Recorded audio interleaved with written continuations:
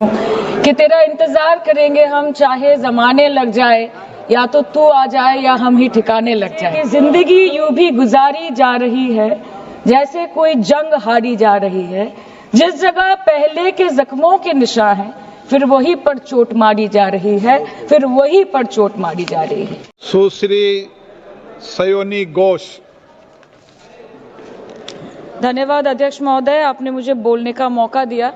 आज बहुत शेर बोले जा रहे थे सदन में, तो मैं भी एक शेर से शुरू करना चाहती हूँ कि तेरा इंतजार करेंगे हम, चाहे जमाने लग जाए, या तो तू आ जाए या हम ही ठिकाने लग जाए। तो सर, ये शेर मुझे अच्छे दिन की याद दिलाता है, वो दिन के जिसका वादा था, इस सरकार के नेकी का जो इरादा था, जो इरादे 2014 में काफी बुलंद थे, पर 2024 के आते आते इनके नीतियों में कुछ थोड़े बहुत घमंड थे, जिस घमंड के चलते पूर्व में नोटबंदी और लॉकडाउन जैसी घटनाएं घटी और जिसके वजह से 700 से ऊपर किसानों की मौत हुई, और जिसके चलते मणिपुर पर प्रेसिडेंट्स रूल तो लागू किया गया, लेकिन बस यही बोलना था कि 22 महीने लग गए और कई लोगों की जानें चली गई। सर, मैंने आगे भी ये चर्चा की थी कि if president's rule was the only solution, why was it not imposed months ago when people were dying?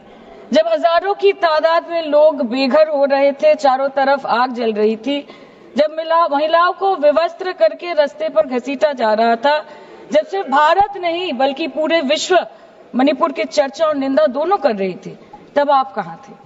Sir, this delay in imposing president's rule proves that the BJP leadership neither had the will nor the competence to handle the Manipur crisis, and the administration watched quietly as ethnic tensions spiraled out of control. Sir, मैं ज्यादा detail में नहीं जाऊंगी क्योंकि हमने चर्चा पहले भी की है, और आज लगभग 2:15 को हम मणिपुर पे आलोचना कर रहे हैं। इतना इंपॉर्टेंस अगर पहले दिया होता तो शायद इसकी नौबत ही नहीं आती। So this is what I think.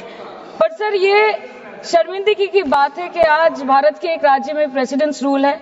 ये भी शर्मिंदगी की बात है कि 140 करोड़ की आबादी में 80 करोड़ को मुफ्त में राशन दिया जाता है।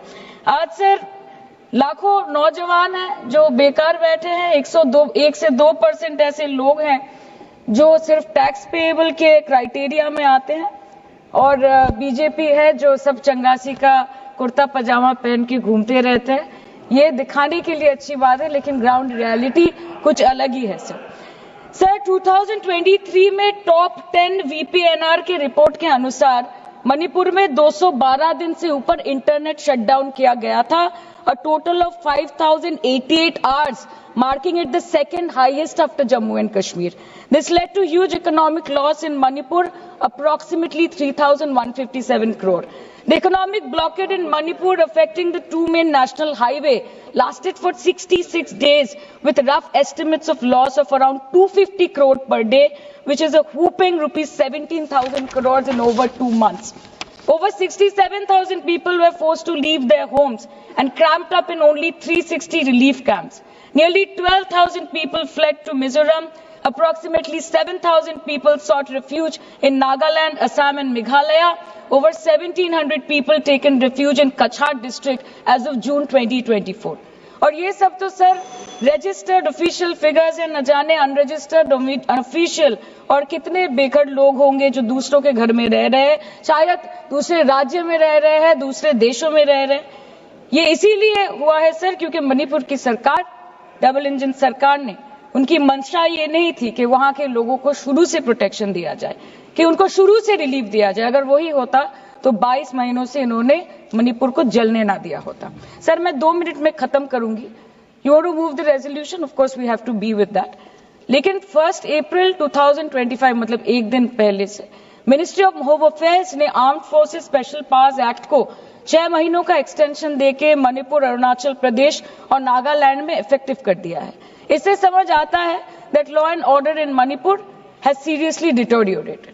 आज भी बीरेन्द्र सिंह जी बीजेपी वाले बोल रहे थे कि 1960 से हजारों रिफ्यूजीज मणिपुर में घुस के बैठे हैं, 2001 का सेंसस रिव्यू करना है और डिलिमिटेशन से पहले एनआरसी लाना है।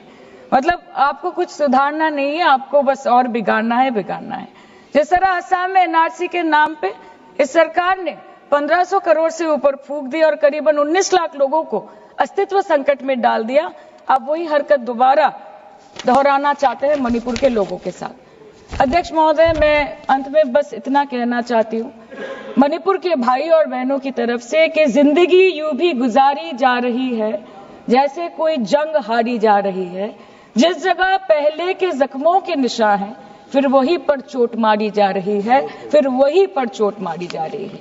इसलिए आपके माध्यम से इस सरकार से मेरी यही अपेक्षा रहेगी कि मणिपुर के हालात में सुधार लाए, वातावरण में संतुलन लाए, पहले अपने देश के लोगों को मित्र बनाए, फिर जाके विश्व बंधु कहलाए जाए। That the home minister and the prime minister should work over time and step outside their comfort zone to address the needs of the people and restore normalcy at the earliest in Manipur. Thank you, sir. Thank you.